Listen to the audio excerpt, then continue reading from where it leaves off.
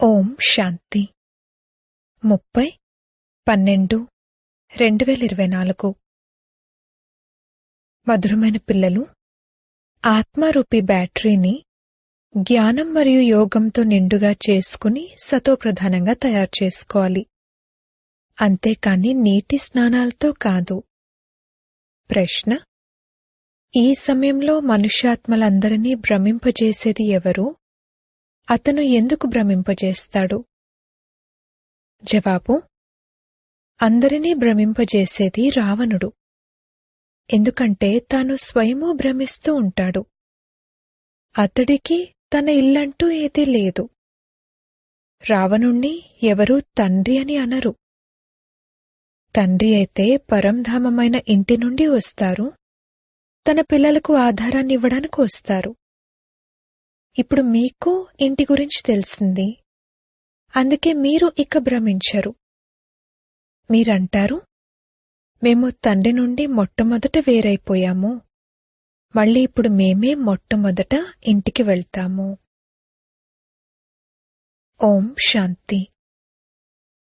వీరిలోకి వచ్చిన శివ్ బాబా ఎలాగైనా సరే మమ్మల్ని తమతో పాటు తప్పకుండా ఇంటికి తీసుకువెళ్తారు అని మధురాతి మధురమైన పిల్లలు ఇక్కడ కూర్చుని భావిస్తారు. అది ఆత్మల ఇల్లు కదా. అనంతమైన తండ్రి వచ్చి మమ్మల్ని సుందరంగా తయారు చేస్తున్నారు అని పిల్లలకు తప్పకుండా సంతోషం కలుగుతూ ఉండొచ్చు.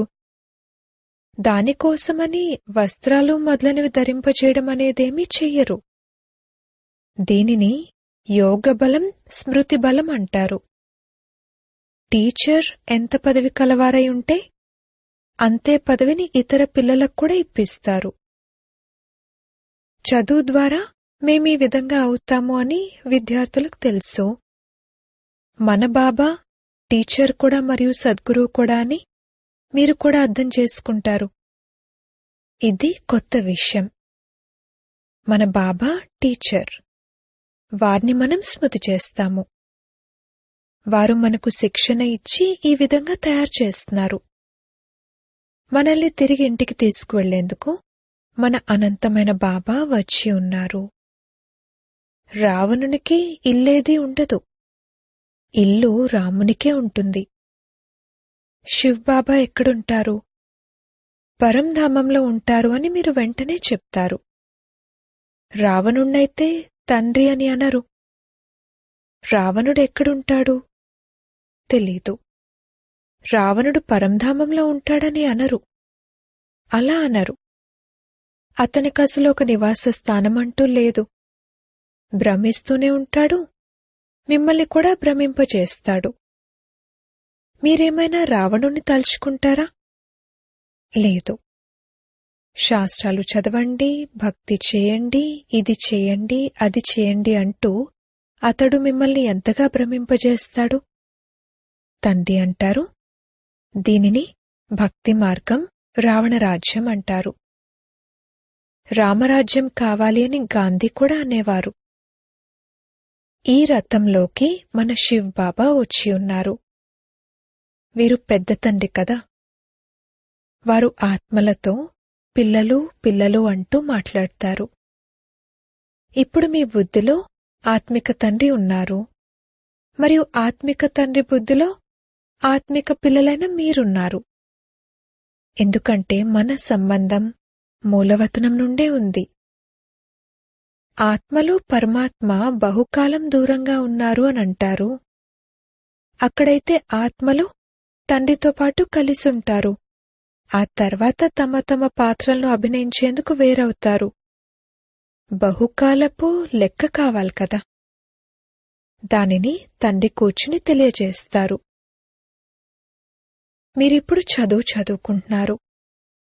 బాగా చదువుకునేవారు మీలో కూడా నంబర్ వారుగా ఉన్నారు. వారే మొట్టమొదట నా నుండి వేరయ్యారు. వారే మళ్లీ నన్ను ఎంతగానో తలుచుకుంటారు. తద్వారా వారే మళ్లీ మొట్టమొదట వచ్చేస్తారు. తండ్రి కూర్చుని పిల్లలకు మొత్తం సృష్టి చక్రపు గుహ్య రహస్యాన్ని అర్థం చేయిస్తారు. దాని గురించి ఇంకెవరికీ తెలీదు. దీనిని గూఢమైనది అని కూడా అంటారు, అలాగే గుహ్యాతి గుహ్యమైనది అని కూడా అంటారు. తండ్రేమీ పైన కూర్చుని అర్థం చేయించరని మీకు తెలుసు. నేను ఈ కల్పవృక్షానికి బీజరూపుడను అని వారు ఇక్కడికొచ్చి అర్థం చేయిస్తారు. ఈ మనుష్య సృష్టిరూపీ వృక్షాన్ని కల్పవృక్షం అంటారు. ప్రపంచంలోని మనుషులకైతే అసలేమీ తెలీదు. కుంభకర్ణుని నిద్రలో నిద్రిస్తున్నారు, తండ్రి వచ్చి మేల్కొల్పుతారు. ఇప్పుడు పిల్లలైన మిమ్మల్ని మేల్కొల్పారు, మిగిలిన వారంతా నిద్రిస్తున్నారు. మీరు కూడా కుంభకర్ణుని ఆసురీ నిద్రలో నిద్రిస్తూ ఉండేవారు. తండ్రి వచ్చి పిల్లలు మేల్కోండి అని మేల్కొల్పారు. మీరు నిర్లక్ష్యులుగా నిద్రిస్తూ ఉండేవారు. దీనిని అజ్ఞాన నిద్ర అంటారు. ఆ నిద్రనైతే అందరూ నిద్రిస్తారు, సత్యుగంలో కూడా నిద్రిస్తారు.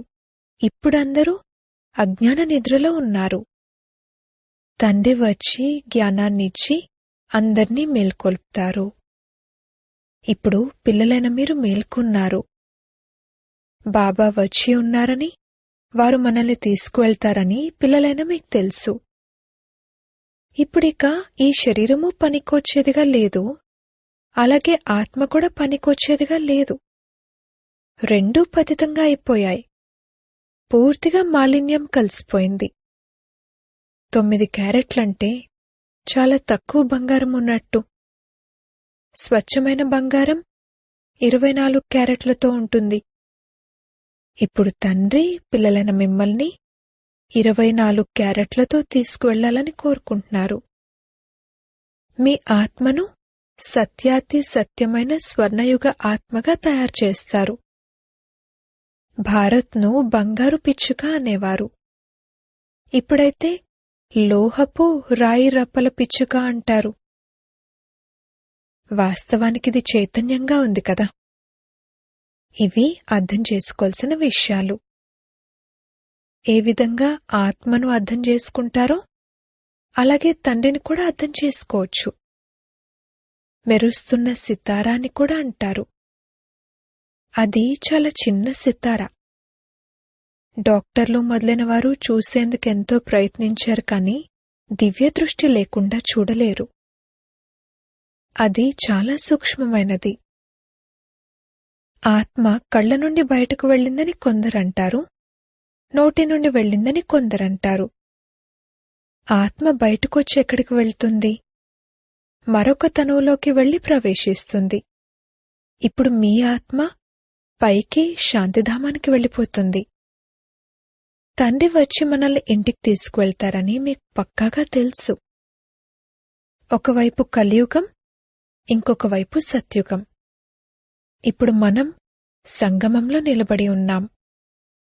ఆశ్చర్యమేమిటంటే ఇక్కడ కోట్లాది మంది మనుషులున్నారు, కానీ సత్యుగంలో కేవలం 9 లక్షల మందే ఉంటారు. మిగిలిన వారంతా ఏమయ్యారు? వినాశనం జరుగుతుంది. కొత్త ప్రపంచాన్ని స్థాపన చేసేందుకే తండ్రి వస్తారు. బ్రహ్మ ద్వారా స్థాపన జరుగుతుంది. ఆ తర్వాత పాలన కూడా 2 రూపాల ద్వారా జరుగుతుంది. అంతేకాని 4 భుజాల కల మనుషులెవరూ ఉంటారని కాదు. అలా ఉంటే అసలు శోభే ఉండదు. శ్రీలక్ష్మి శ్రీనారాయణుల కంబైన్ రూపమే చతుర్భుజ రూపమని పిల్లలకు కూడా అర్థం చేయిస్తారు. శ్రీ అనగా శ్రేష్టం. త్రేతాలో 2 కళలు తగ్గిపోతాయి. పిల్లలకిప్పుడు ఈ జ్ఞానం ఏదైతే లభిస్తుందో దాని స్మృతిలో ఉండాలి. ముఖ్యమైనవి 2 మాటలు. తండ్రిని స్మృతి చేయండి. ఇది ఇంకెవ్వరికీ అర్థం కాదు. తండ్రే పతితపావనుడు, సర్వశక్తివంతుడు. బాబా, మీరు మాకు మొత్తం ఆకాశం, భూమి, సర్వస్వాన్ని ఇచ్చేశారు. మీరు మాకు ఇవ్వని వస్తువంటూ ఏదీ లేదు, మొత్తం విశ్వరాజ్యాన్నే ఇచ్చేశారు అని గానం చేస్తారు కూడా. ఈ లక్ష్మీనారాయణలు విశ్వాధిపతులుగా ఉండేవారని మీకు తెలుసు. డ్రామా చక్రం మళ్లీ తిరుగుతుంది. సంపూర్ణ నిర్వికారులుగా అవ్వాలి, నంబర్వార్ పురుషార్థానుసారంగా. వికార్ల నుండి నిర్వికార్లు, నిర్వికార్ల నుండి వికారులు ఈ 84 జన్మల పాత్రను లెక్కలేనన్నిసార్లు అభినయించారు. దీనిని లెక్కపెట్టలేరు. జనాభా లెక్కనైతే లెక్క పెడతారు కాని మీరు తమో ప్రధానం నుండి సతో ప్రధానంగా, సతో ప్రధానం నుండి తమో ప్రధానంగా అవుతారు కదా, ఇలా ఎన్నిసార్లు అయ్యారు అన్న లెక్కను ఎవరూ తీలేరు. ఇది 5000 సంవత్సరాల చక్రమని బాబా అంటారు. అది నిజమే. లక్షల సంవత్సరాల విషయమైతే గుర్తు కూడా ఉండదు. ఇప్పుడు మీలో గుణాల ధారణ జరుగుతుంది. జ్ఞానమనే 3వ నేత్రం లభిస్తుంది. ఈ నేత్రాల ద్వారా మీరు పాత ప్రపంచాన్ని చూస్తారు. 3వ నేత్రం ఏదైతే లభిస్తుందో దాంతో కొత్త ప్రపంచాన్ని చూడాలి. ఈ ప్రపంచమైతే ఎందుకు పనికొచ్చేదిగా లేదు. ఇది పాత ప్రపంచం. కొత్త ప్రపంచానికి మరియు పాత ప్రపంచానికి ఎంత తేడా ఉందో చూడండి. మనమే కొత్త ప్రపంచానికి అధిపతులుగా ఉండేవారమని, ఆ తర్వాత 84 జన్మలు తీసుకుంటూ ఇలా అయిపోయామని మీకు తెలుసు. ఇది బాగా గుర్తుంచుకోవాలి. మరియు మనం ఏ విధంగా ఇలా అవుతాము అన్నది ఇతరులకు కూడా అర్థం చేయించాలి. బ్రహ్మ నుండి విష్ణువుగా, మళ్లీ విష్ణువు నుండి బ్రహ్మగా అవుతారు.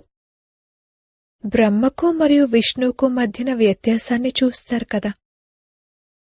విష్ణు ఏ విధంగా అలంకరింపబడి కూర్చునున్నారు మరియు ఈ బ్రహ్మ ఏ విధంగా సాధారణంగా కూర్చునున్నారు. ఈ బ్రహ్మయే ఆ విష్ణువుగా అవ్వనున్నారని మీకు తెలుసు. ఇది ఎవరికైనా అర్థం చేయించడం కూడా చాలా సహజం.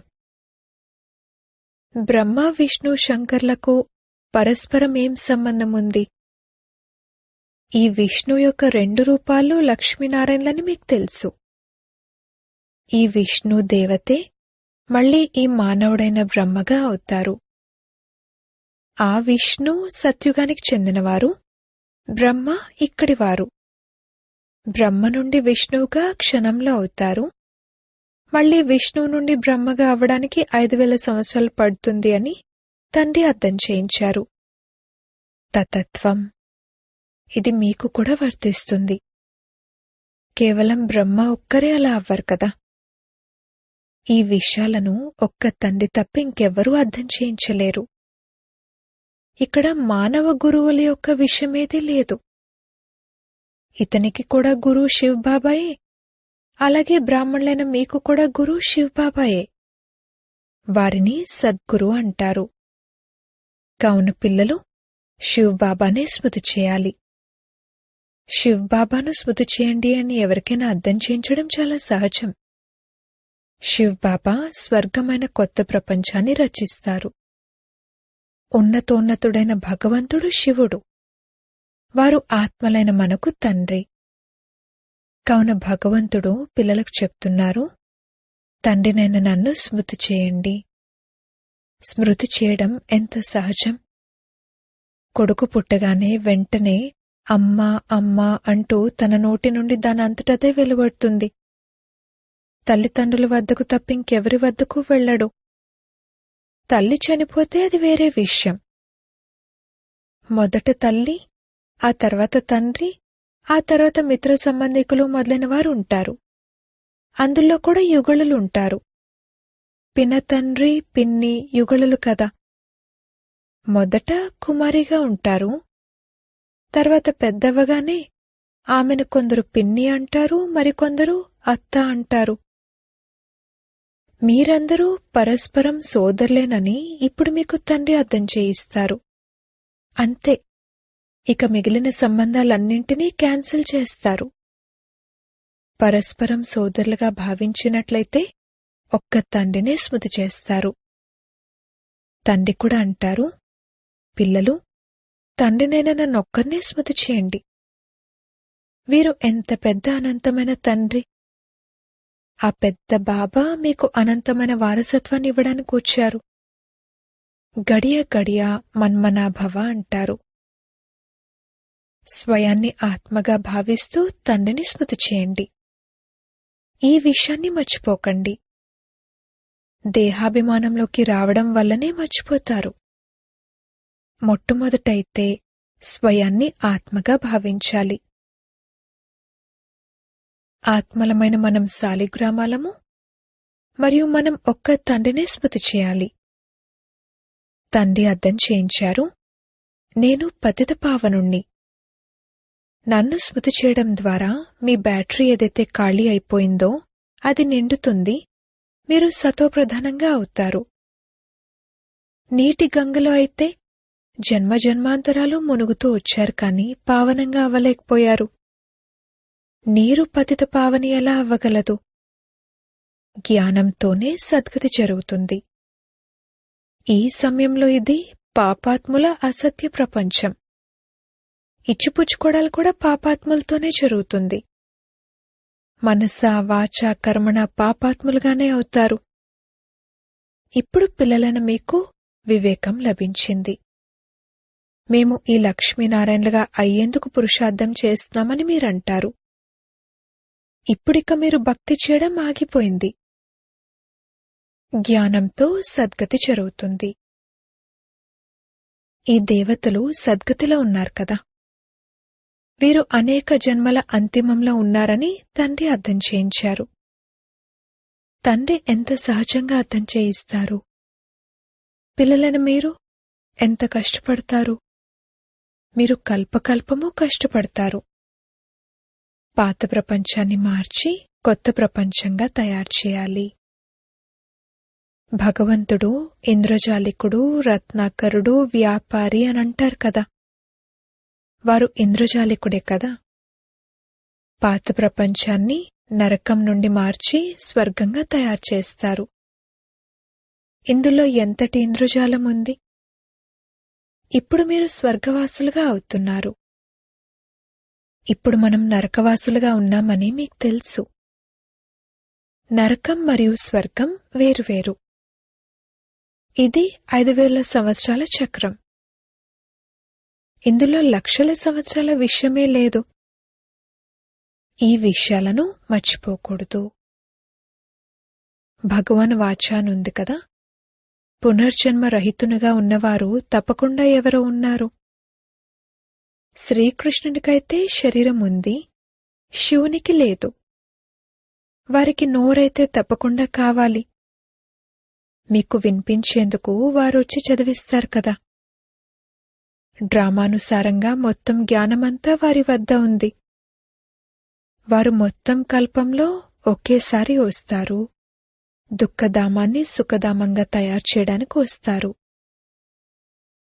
సుఖశాంతుల వారసత్వం తప్పకుండా తండ్రి నుండి లభించింది కదా. అందుకే మనుషులు దాన్ని కోరుకుంటారు.